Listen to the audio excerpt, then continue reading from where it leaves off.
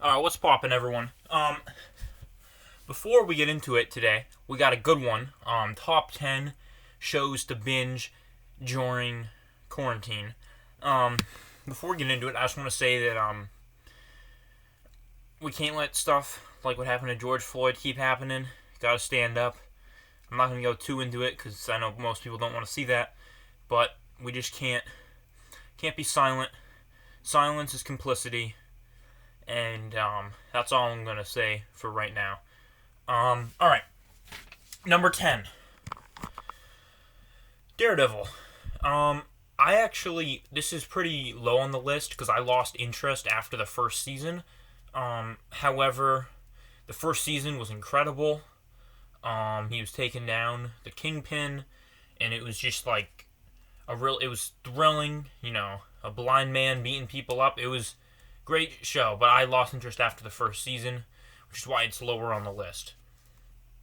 Number 9, American Housewife. So, for those of you who don't know, American Housewife is a show about a woman who lives in a rich town, but they don't have a lot of money, and she's always making fun of rich people, and it's hysterical. It's a comedy.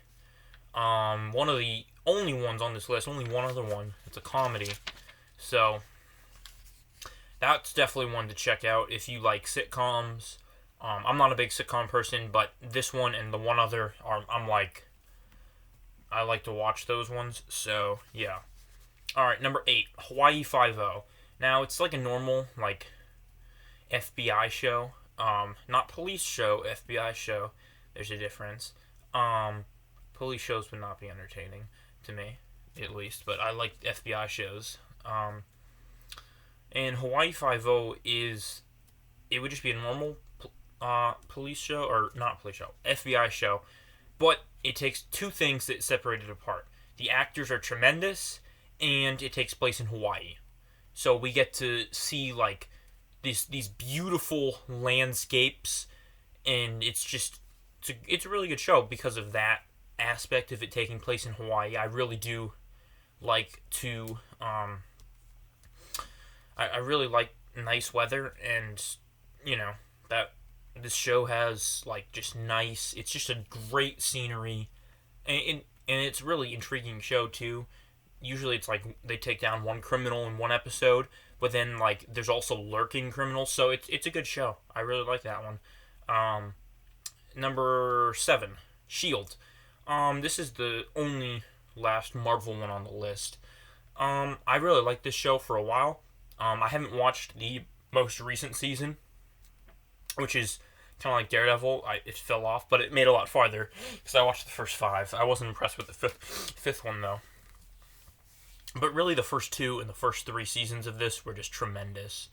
I highly recommend watching it.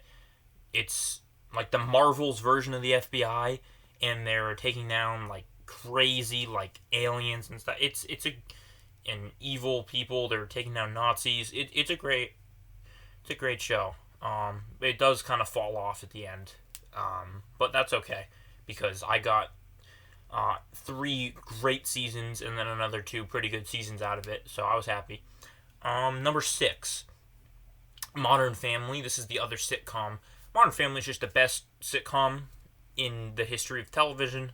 If you want to debate me on that, we can go back and forth. I mean, there's just not much else to say. It's the best sitcom in the history of television. So, yeah. Number 5, Stranger Things. Stranger Things is an awesome show. It's appropriate for people like as young as like 6th, 7th grade. Like you don't have to be that old to watch it. And like my grandmother watches this one, I think, and my brother was watching it at the age of like he's 2 years younger than me, so probably like 5th grade ish. So like the age gap on this show is incredible. Anyone can watch it. It's just so grabbing. You know what I mean? And that's what we're going to get into with a lot of these ones. Because they're just so grabbing and you have to see what happens next. And that is definitely true for Stranger Things. It's a great show. Must watch. Number 4, Manifest. Okay, this one is a little less common. I think it's incredible. It's about like 200 people. They go on a plane and they disappear, and then they come back 5 years later and they haven't aged a day. They don't know what happened, and it's just like a thriller with like government conspiracies, some religious stuff. It really hits on a lot of angles, and it's very grabbing, just like Stranger Things. The next two on the list are also grabbing. So into the top three, Blacklist. You got a dude. He's a career criminal. He goes to the FBI when someone who he had a relationship with their parent becomes an FBI agent, and he's like, "Hey, I will work for you, but I only tell this person about it. I only tell this person what you need to know. I only talk to this person. This person is Elizabeth Keene. I will only talk to her." And and that's how it starts. And he gives them names off of a list of criminals the FBI doesn't even know exist, and they track them down, and it's crazy. Great show. Easy top 5. I'm putting in the top 3. Revenge is number 2. So you got a girl who her dad gets imprisoned for downing a plane that he didn't have a part in downing, and the whole series, and it's a whole conspiracy to get him in jail instead of the actual people who did it. And the whole series is her and a friend getting revenge on everyone that was a part of putting her father in jail and ruining her childhood. So everyone that was a part of it, she goes after one by one by one by one. Alright, the best show.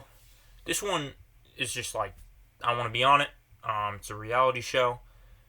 Survivor. I mean, could it be anything else? No, it could not be anything else.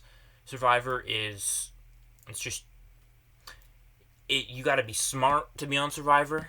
You got to be athletic, somewhat. You should be, because there's people on there that don't know crap about crap. So, you should be smart. You should be athletic.